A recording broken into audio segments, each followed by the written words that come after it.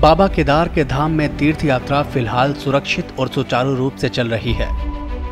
पहाड़ों पर किसी तरह की हलचल नहीं है और मौसम भी सामान्य बना हुआ है। लेकिन इस बीच सोशल मीडिया पर घूम रही कुछ तस्वीरों को लेकर तीर्थयात्रियों के मन में डर पैदा हो गया है। दरअसल कुछ ब्लॉगर और यूट्यूबर अपने चैनल पर व्यूज और लाइक पाने के लिए एवलांच की झूठी और भ्रामक वीडियो बनाकर डाल रहे हैं, जिससे भक्त अपनी सुरक्षा को लेकर चिंता में पड़ गए हैं। स्थानीय लोगों और तीर्थ पुरोहितों ने ऐसे फर्जी यूट्यूबर और ब्लॉगर्स का पर्दाफाश किया है। स्थानीय लोगों की माने तो केदारनाथ धाम उच्च हिमालय क्षेत्र में बसा है। ऐसे में इस स्थान पर ग्लेशियर टूटने जैसी घटनाएं होना सामान्य बात है। स्थानीय लोगों और तीर्थ पुरोहितों का आरोप है कि कुछ यूट्यूबर और ब्लॉगर एवलांच की गलत खबरों को फैलाकर श्रद्धालुओं के मन में भ्रम पैदा कर रहे हैं, ताकि उनका चैनल फेमस हो जाए और उनके फॉलोअर्स बढ़ सकें। हालांकि पर्यावरण विशेषज्ञों का कहना है कि केदारनाथ में एवलांच जैसी कोई स्थिति नहीं है, लेकिन लगातार बढ़ रही गर्मी और जलवायु परिवर्तन की वजह से इसका डर जरूर बना हुआ है। विशेषज्ञों के मुताबिक जलवायु परिवर्तन, लगातार कट रहे पेड़ और पहाड़ों के कमजोर होने की वजह से भविष्य के लिए बहुत बड़ा खतरा जरूर बन सकता है। केदारनाथ धाम के तीर्थ पुरोहित हिमांशु तिवारी ने एवलांच की इन घटनाओं को लेकर बड़ी जानकारी दी। उन्होंने बताया कि केदारनाथ धाम के ठीक पीछे चोराबाड़ी क्षेत्र है, जहां इस प्रकार की ग्लेशियर टूटने की घटनाएं होती रहती हैं। उन्होंने कहा कि भ्रामक जानकारियां फैलाकर लोगों को भ्रमित करने वालों के खिलाफ कार्रवाई होनी चाहिए। हिमांशु तिवारी ने बताया कि केदारनाथ यात्रा में जिला प्रशासन पूरी तरह सहयोग दे रहा है। तीर्थयात्रियों को बेहतर से बेहतर सुविधाएं दी जा रही हैं, इसलिए हिमालय क्षेत्र में ग्लेशियर टूटने जैसी घटनाओं से घबराने की जरूरत नहीं है। ये हिमालय में विराजमान बाबा का धाम है और ये आप सामने देख सकते हैं हिमालय पर्वत है। और हिमालय पर्वत पे आए दिन ये घटनाएं होती रहती हैं, क्योंकि बर्फ पड़ता है, ग्लेशियर बनते हैं और ग्लेशियर टूटते हैं।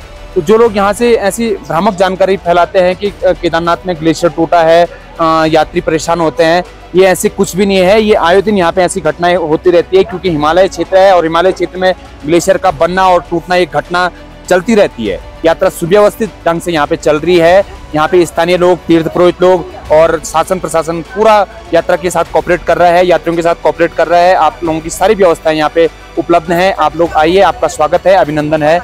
स्थानीय लोग और तीर्थ पुरोहित केदारनाथ में एवलांच को सामान्य घटना बता रहे हैं, लेकिन पर्यावरणविद जलवायु में हो रहे बदलाव को लेकर खासे चिंतित हैं। लोगों के डर की सबसे बड़ी वजह केदारनाथ में 2013 में आई त्रासदी बनी हुई है।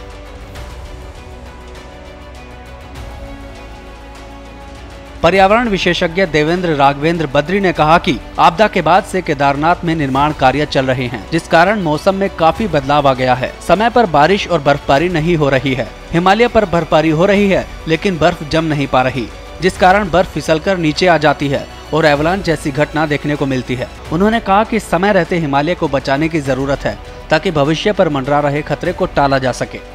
केदारनाथ हिमालय का जो टेम्परेचर है उसमें बढ़ोतरी हुई है, यानी कि वहाँ पे दिन का जो टेम्परेचर है वो 18 से 20 डिग्री तक जा रहा है, जो कि बहुत ही बड़ा चिंता का विषय है। लगातार जो केदारपुरी है उसका उसमें जो व्हीकल वहाँ पे चल रहे हैं या जो एक्टिविटीज वहाँ पे हो रही है, कहीं ना कहीं उससे जो कार्बन इमिशंस है वो बढ़ा है। और कार्बन इमिशंस बढ़ने के कारण उस पर्टिकुलर एरिया का तापमान में वृद्धि हुई है।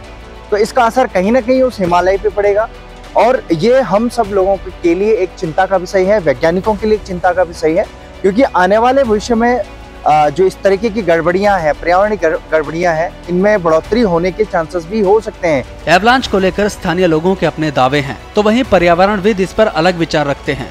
हालांकि एक बात तो सही है कि पहाड़ों पर क्लाइमेट चेंज का सबसे बड़ा असर देखने को मिल रहा है। गर्मी सारे रिकॉर्ड तोड़ रही है। सर्दियों में बर्फबारी नहीं हो रही। उत्तराखंड के ऊंचे पहाड़ी इलाकों में भी जबरदस्त गर्मी हो रही है। मौसम का चक्र बिगड़ गया है और आपदा की आहट नजर आने लगी है। ऐसे में सरकारों को सचेत होने की जरूरत है। पर्यावरण बचाने के लिए आवाज समय समय पर उठती रही है, लेकिन अभी तक इस दिशा में कारगर कदम नहीं उठाए गए हैं। पहाड़ों को अगर भीषण तबाही से बचाना है तो विकास का एक ऐसा मॉडल तैयार करना होगा जिससे पर्यावरण को जरा भी नुकसान ना पहुंचे, और अगर ऐसा नहीं किया गया तो फिर मानकर चलिए कि तबाही की उल्टी गिनती शुरू होने वाली है। श्रेष्ठ उत्तराखंड पर खबरों से जुड़े रहने के लिए चैनल को सब्सक्राइब और लाइक करें, बेल आइकन दबाएं और देखते रहें श्रेष्ठ उत्तराखंड।